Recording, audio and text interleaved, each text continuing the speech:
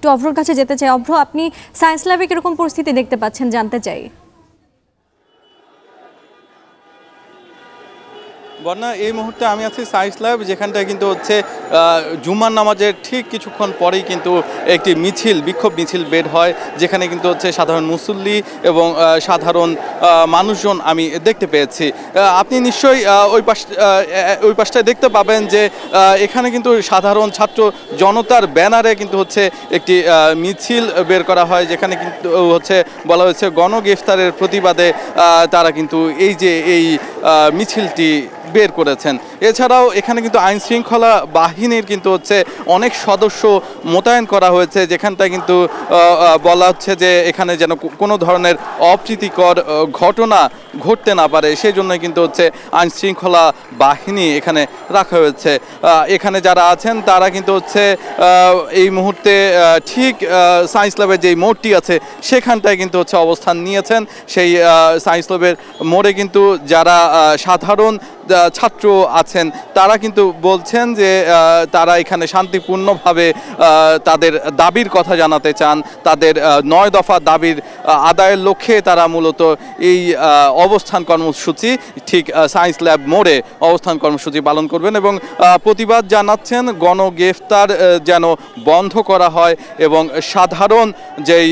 সাধারণ যেই শিক্ষার্থীদের ওপর নানাভাবে হচ্ছে অত্যাচার করা হয়েছে সেগুলোর প্রতিবাদ কিন্তু তারা এখান থেকে জানিয়েছেন এবং ইতিমধ্যে যারা কিনা গ্রেফতার হয়েছেন তাদেরকেই কিন্তু ছেড়ে দেওয়ার দাবি জানাচ্ছেন এই শিক্ষার্থী এবং সাধারণ জনগণের ব্যানারে এইমাত্র যে অবস্থান কর্মসূচি দেখলাম তারাই কিন্তু এগুলো বলছিলেন। এছাড়াও কিন্তু বলা হচ্ছে তারা কিন্তু কঠোর কর্মসূচি দিতে চান যদি তাদের হচ্ছে ভাই এবং পরিবারের সদস্য যাদেরকে ইতিমধ্যে গ্রেফতার করা হয়েছে তাদেরকে যদি ছেড়ে না দেওয়া হয় তাহলে কিন্তু কঠোর কর্মসূচি নেবেন, এমনটাই জানাচ্ছেন।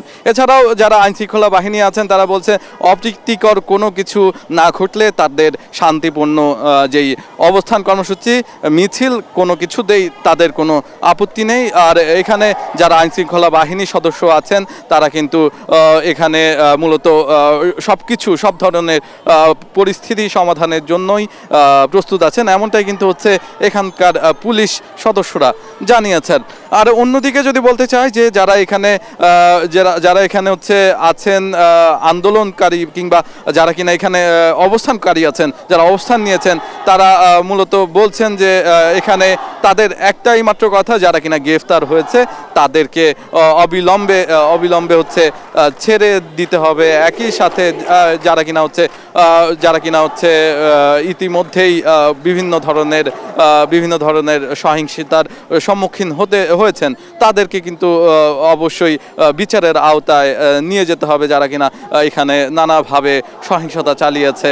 একইভাবে এখানে যারা কিনা ছাত্রছাত্রী আছেন তাদের কিন্তু একাংশকে আমি কিছুক্ষণ আগেই দেখতে পেয়েছি এবং তাদের সাথে কথাও বলেছি। তারা কিন্তু আমাদেরকে জানিয়েছেন যে 9 দফার দাবির সাথে তারা কিন্তু একদম একমত। একই সাথে যারা কিনা এখানটায় অবস্থান নিয়েছে তাদের পরিবারের অনেককেই গ্রেফতার করা হয়েছে, এমনটা কিন্তু তারা বলেছে আমার কাছে।